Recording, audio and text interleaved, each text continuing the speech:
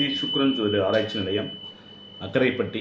விநாயகம் அமோகம் விக்ன விநாயகனை நூல்வந்தரைக்கு சகல சௌபாகியம் சுபமயப்பா.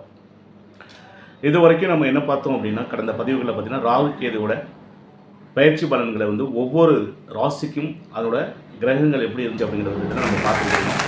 நம்ம இன்றைக்கி என்ன பதிவு பார்க்க போகிறோம் அப்படின்னா, இந்த ராகு கேதுக்கள் ஒவ்வொரு கோச்சார கிரகங்கள், அதாவது கோச்சார கிரகங்களான ராகு கேதுக்கள் நிழல்கால அதாவது உங்களுடைய பிறந்த கால ஜாதகத்தில் இருக்கக்கூடிய கிரகங்கள் மீது இந்த கோச்சார கிரகமான ராகு கேது பயிற்சியின் போது அந்த இடத்துல அதன் மேலே செல்லும் போது என்ன மாதிரி நிகழ்வுகள் ஏற்படும், என்ன மாதிரியோட பலன்கள் ஏற்படுங்கிற விஷயத்தை தான் இன்றைக்கி பார்க்க போகிறோம். அதுக்கு முன்னாடி பார்த்தீங்கன்னா, எனக்கு ஜோதிடம் அருளிய ஜோதிடர் ஏகே பிச்சை ஜோதிடர் அவர்களுக்கும், தெய்வத்திரு எனது தந்தையுமாகிய ஜோதிடர் ஏகே பிச்சை அவர்களுக்கும் இந்த நேரத்திலே என்னோட நன்றியை உரித்தாக்குகிறேன். ஜோதிடம் என்பது மிக மிக மிக மிக ஒரு அற்புதமான மகசக்தி. இந்த ஜோதிடம் கற்றுக்கொள்வதனால உங்கள் வாழ்வியலில் சில தேவையற்ற இன்னல்கள் பிரச்சனைகளை வருவதை தடுத்து கொள்வதற்கு அது ஒரு கருவியாக செயல்படும். இந்த ஜோதிடத்தில் மிக மிக மிக துல்லியமாக சில விஷயங்களை அறிந்து கொள்ளும்போது அதற்கேற்ப போல உங்களோட வாழ்வியலை நீங்கள் மாற்றிக்கொள்ள முடியும்னா கண்டிப்பாக மாற்றிக்கொள்ள முடியும். இது ஜோதிடங்கிறது பார்த்தீங்கன்னா அறிவார்ந்த செயல்தான், ஞான மார்க்கத்தினுடையது, நல்ல முக்கிய தன்மை வாய்ந்தது அப்படின்னு சொல்லக்கூடியது. இந்த ராகு கேதுகள் மூலம் இந்த பாம்பை பிடித்து பலன் சொல்லுவாங்க அப்படின்னு சொல்லுவாங்க. இந்த நம்மளோட ஜோதிட முன்னோர்கள் பாம்பை பிடிக்காமல் பலன் சொல்ல முடியாது அப்படின்னு சொல்லுவாங்க. அப்போ இந்த பாம்பு கிரகங்களான இந்த ராகு கேது கரும்பாம்பையும் செம்பாம்பையும் நம்ம பிடித்து பலன் சொல்வது நமது சில நுணுக்கமான தெளிவான ஒரு மாற்றத்தை நம்ம அடைய முடியும்னா கண்டிப்பாக அடைய முடியும். இந்த ராகு கேதுகள் தான் நம்மளுக்கு போகக்காரனையும் ஞானக்காரனையும் கொடுப்பவனே இந்த ராகு கேதுகள் தான். யாருக்கு போகத்தை கொடுக்க அப்படின்னா அங்கே ராகு அதிகமாக அழைச்சிருந்தோம். ஒரு ஞானத்தை கொடுத்துக்கிட்டு இருக்காங்கன்னா அங்கே கேது அழைச்சிருக்காருன்னு அர்த்தம். அப்படி அந்த வகையில் பார்க்கும்போது இந்த ராகு கேதுகள் பயிற்சியானது மீன ராசியிலிருந்து ராகு பகவான் கும்பத்திற்கும், கன்னிராசிலிருந்து கேது பகவான் சிம்மத்திற்கும் நகர இருக்கிறார்கள். நம்ம கடந்த பதிவில் பார்த்தீங்கன்னா ராகு கேது ஒரு ராசி வாரியான பதிவில் பார்த்துப்போம். ஆனால் இந்த பதிவில் என்ன பார்க்க போகிறோம் அப்படின்னா, ராகு பகவான் கும்பத்திலிருந்து, அதாவது மீனத்திலிருந்து கும்பத்துக்கு நகர்ந்து வருகிறார். அப்போ கடந்த காலங்களில் பார்த்தீங்கன்னா இந்த ராகு பகவான் மீனத்தில் இருந்திருப்பார். இப்போ மீனத்திலிருந்து ஒவ்வொரு கிரகங்களும் ஒரு ஜாதகத்தில் ஒரு உதாரணமாக சொல்கிறேன். கடந்த காலத்துங்களில் மீனத்தில் இருந்து செவ்வாய் இருந்திருப்பார். அங்கே ராகு வந்திருக்கும் போது பார்த்தீங்கன்னா குடும்பத்தில் சகோதரன் சகோதர வழியில் சொத்து வழியில் பிரச்சனைகள் கண்டிப்பாக 100% அந்த பிரச்சனை சந்திச்சிருப்பாங்கன்னா கண்டிப்பாக சந்திச்சிருப்பாங்க. இப்போ அது போன்ற பதிவுகளை தான் இன்றைக்கி நம்ம என்ன பார்க்க போகிறோம் அப்படின்னா, இந்த ஜனனக்கால ராகுவானது கும்பத்திற்கு நகரும் போது அப்போ இந்த கும்பத்தில் நட்சத்திரங்கள் உள்ளது.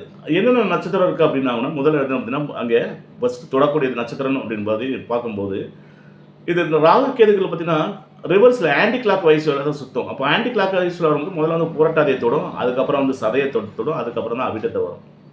அப்போ அந்த புரட்டாதியில் சந்திரன் இருக்கும்போது பார்த்தீங்கன்னா அவங்களுக்கு ஒரு இறுக்கமான சூழ்நிலை கண்டிப்பாக இருக்கும்.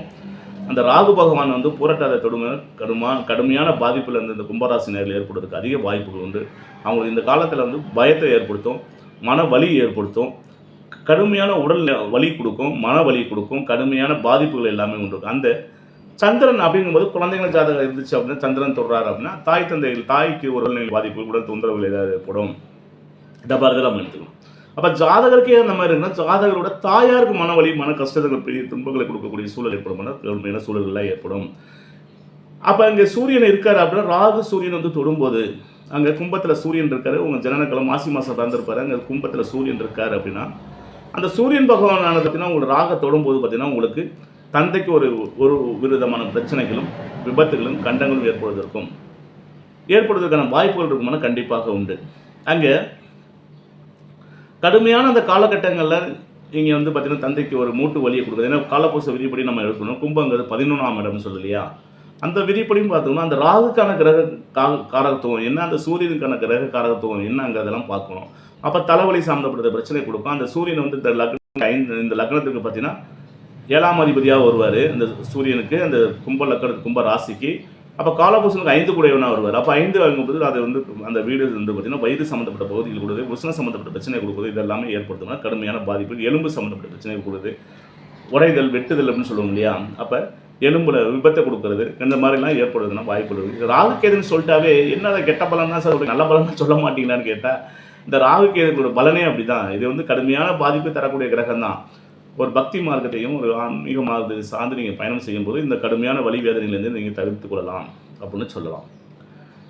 அப்போ அடுத்து பார்த்தீங்கன்னா இந்த ராகு பகவான் மீது அந்த நிழல்கால உங்கள் ஜனனகால ஜாதகத்தில் இருக்கும் செவ்வாய் மீது பயணம் செய்கிறாருன்னு வச்சேன். அப்போ செவ்வாய் அப்படிங்கும்போது செவ்வாய் இருக்கும் ரொம்ப கடுமையான பாதிப்பை தருவார்னா கண்டிப்பாக இருக்குது. அப்போ செவ்வாயோட காரகத்துவம் பார்த்தீங்கன்னா வீடு, இடம், வண்டி, வாகனம், அதாவது அந்த இடத்த பொறுத்து சொல்லக்கூடியது. அப்போ செவ்வாயோட காரகத்துவம் வந்து இடத்தை சம்மந்தப்பட்டது, மண்மனை சம்மந்தப்பட்டது சொல்கிறது. அப்போ மண்மனை சம்மந்தப்பட்ட விஷயங்கள்ல ஒரு பிரச்சனை. அப்போ செவ்வாய் காரகன்னு சொல்லக்கூடிய சகோதர சகோதரிகளில் ஒரு கடுமையான பாதிப்பு, இரத்த உறவுகளுடைய கடுமையான பாதிப்பு தருமானால் கண்டிப்பாக தரும். இதெல்லாம் நீங்கள் வந்து கவனமாக இருக்கணும், கண்டிப்பாக கவனமாக இருக்க வேண்டிய சூழல் இருக்குமானா கண்டிப்பாக இருக்கும். அப்போ இதெல்லாம் நீங்கள் வந்து எப்படின்னா அந்த செவ்வாயோட மீது ராகு கோச்சார ராகு பயணம் செய்யும் காலத்தில் அது கடந்து செல்லும் வரை நீங்கள் ஆன்மீக ஈடுபாடு பண்ணுறது, அந்த சகோதர சகோதரிகளிலே தேவையில்லாட்ட வம்பு வழக்குகளுக்கு ஈடுபடாமல் கொடுக்குறது, அவங்க பேசினாலும் நாம் அமைதியாக இருந்துட்டு போகிறது அப்படிங்கிற மாதிரி தான் நம்ம கடந்து போனால் மட்டும்தான் உங்களோட வாழ்க்கை தரத்தை நீங்கள் வந்து உயர்த்தி கொள்ள முடியும். அப்போ ராகு மீது புதன் செல்லும் போது பார்த்தீங்கன்னா குழந்தைகளாக இருந்தாங்க அப்படின்னா கல்வியில் ஒரு மாற்றத்தை கொடுக்கும், ஒரு தடையை கொடுக்கும், ஒரு பிரச்சனை கொடுக்கும். எதிர்பார்த்த கல்வி கிடைக்காது. நான் வந்து MBBS படிக்கலான்னு இருக்கேன், நீட் எழுதலான்னு இருக்கேன், நீட் எழுதுவாங்க, மதிப்பெண் கிடைக்குமா கிடைக்காது, ஒரு ஏமாற்றத்தை சந்து கொடுக்கக்கூடிய கிரக அமைப்பு இருக்கும் அந்த இடத்துல. இதே பெரியவங்களாக இருந்தாங்க அப்படின்னா அதாவது தன்னை வந்து பார்த்திங்கன்னா வேற ஒரு ரூட்டுக்கு வந்து அழைச்சி செல்வது இதெல்லாம் இருக்கும். இதெல்லாம் வந்து நீங்கள் வந்து அந்த இடங்களில் கவனமாக இருக்கணும்.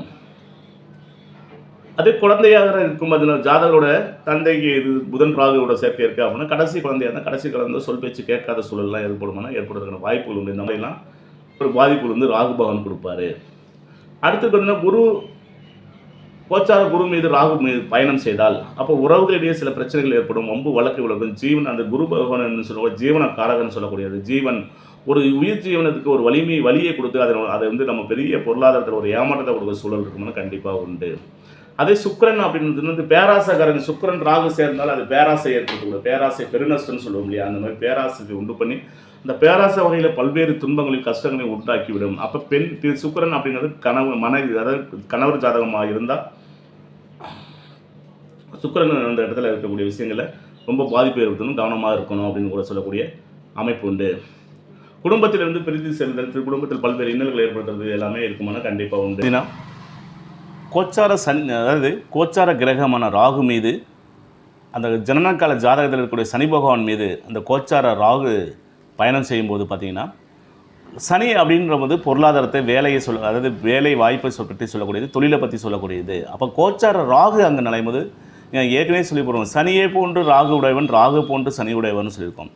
ரெண்டுமே ஒரு 100% அப்படின்னா 2 சேர்ந்தால் 200% ஆச்சு. அப்போ அங்கே பல இன்னல்களையும் கஷ்டத்தையும் அங்கே கொடுப்பாருன்னா கண்டிப்பாக ஒன்று. அப்போ வேலை செய்யக்கூடிய இடத்துல ஒரு ப்ரொமோஷன் தரேன்னு சொல்லிட்டு அந்த ப்ரொமோஷனை வந்து சம்பளம் இல்லாமல் ப்ரொமோஷன் தருவாங்க, வேலை அதிகமாக இருக்கும், நம்மளால் வேலை பார்க்க முடியலன்னு சொல்லிட்டு அந்த இடத்த விட்டு வெளில வரக்கூடிய சூழல்லாம் ஏற்படும். அப்போ அந்த மாதிரி சூழல்களை நீங்கள் ஆன்மீக நாட்டங்களை வச்சுக்கிட்டு தெய்வங்களை வழிபாடு செய்வதன் மூலமாக இந்த மாதிரி கூடிய விஷயங்கள் எல்லாமே உங்களுக்கு தவிர்க்கலாம். வேலை வாய்ப்பில் ஒரு ஏமாற்றத்தையும் ஒரு பிரச்சனையை தவிர்க்க வேண்டிய ஆன்மீக சம்மந்தப்பட்ட விஷயங்களுக்கு கொஞ்சம் ஈடுபாடு பண்ணும்போது கொஞ்சம் சற்று உங்களோட அந்த தாக்கத்திலேருந்து குறையலாம்.